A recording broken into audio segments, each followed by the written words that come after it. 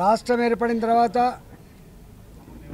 2018లో మొట్టమొదటిసారిగా అన్ని నియోజకవర్గాలకు పోటీ చేయడం జరిగింది. ఆనాడు ఒకే సీటు గెలుచుకున్న భారతీయ జనతా పార్టీ 6.8% ఓట్లు సాధించిన భారతీయ జనతా పార్టీ 4 నెలల కాలంలోనే ఏప్రిల్లో జరిగినటువంటి పార్లమెంట్ ఎన్నికలలో 4 పార్లమెంటు సీట్లు గెలిచి మహబూబ్ నగర్ లాంటి పార్లమెంట్ సీటు కూడా అతి తక్కువ మెజార్టీతో కోల్పోయి ఈ రాష్ట్రంలో ప్రత్యామ్నాయం భారతీయ జనతా పార్టీ మాత్రమే అని చెప్పి ఆనాడు ప్రజలు తీర్పిచ్చారు. ఆ తదనంతరం ఎన్ని ఎన్నికలు జరిగినాయో అన్ని ఎన్నికలలో కూడా ఆనాడు బీఆర్ఎస్ పార్టీకి ప్రత్యామ్నాయ పార్టీ భారతీయ జనతా పార్టీ మాత్రమే అని చెప్పి తెలంగాణ ప్రజలు ప్రూవ్ చేసిండు.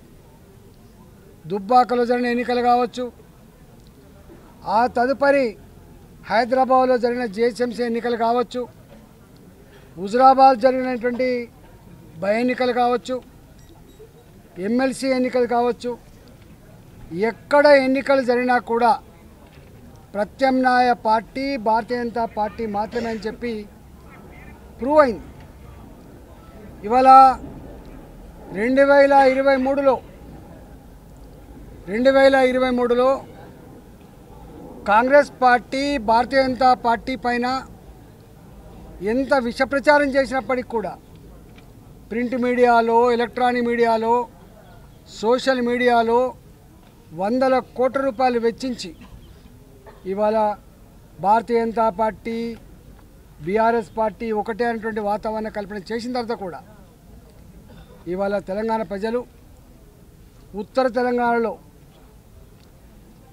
తెలంగాణ ప్రజానీకమంతా కూడా ఈ ప్రలోభాలకు లొంగం మేము భారతీయ జనతా పార్టీనే గెలిపించుకుంటామని చెప్పి అత్యధిక ఓట్లేసి 8 సీట్లు, దాదాపు 8 సీట్లలో 7 సీట్లు ఉత్తర తెలంగాణ జిల్లా నుంచి గెలుచుకున్నాం.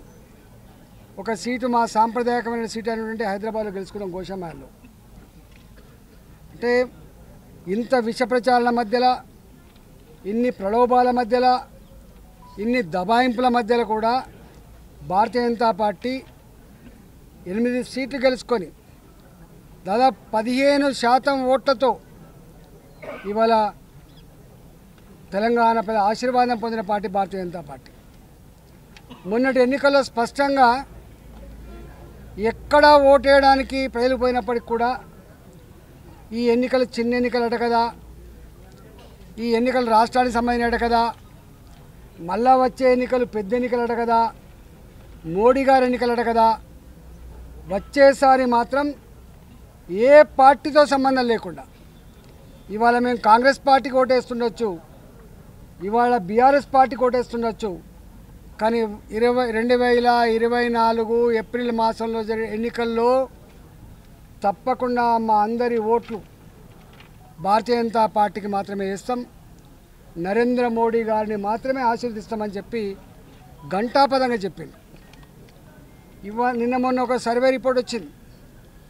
15% ఓట్లు పొందిన భారతీయ జనతా పార్టీ ఇవాళ 27% ఓట్లు వస్తూ ఉన్నాయి వాటికి. అంటే ఈ తక్కువ కాలంలోనే ఎన్నికలు ప్రకటించకముందే, షెడ్యూల్ రాకముందే ఇవాళ 27% ఓట్లు వచ్చినాయని చెప్పి ఇవాళ సర్వే రిపోర్ట్ చెప్తా ఉన్నాయి. ఇవాళ దేశంలో నరేంద్ర మోడీ గారి వాగ్దాటి కోసం, నరేంద్ర మోడీ గారు విజిబిలిటీతో ప్రజలు, దేశ ప్రజానికమంతా కూడా ఓట్లు వేయట్లే. కశ్మీర్ నుంచి మొదలుపెట్టి కన్యాకుమారి వరకు, అరుణాచల్ ప్రదేశ్ నుంచి మొదలుపెట్టి గుజరాత్ వరకు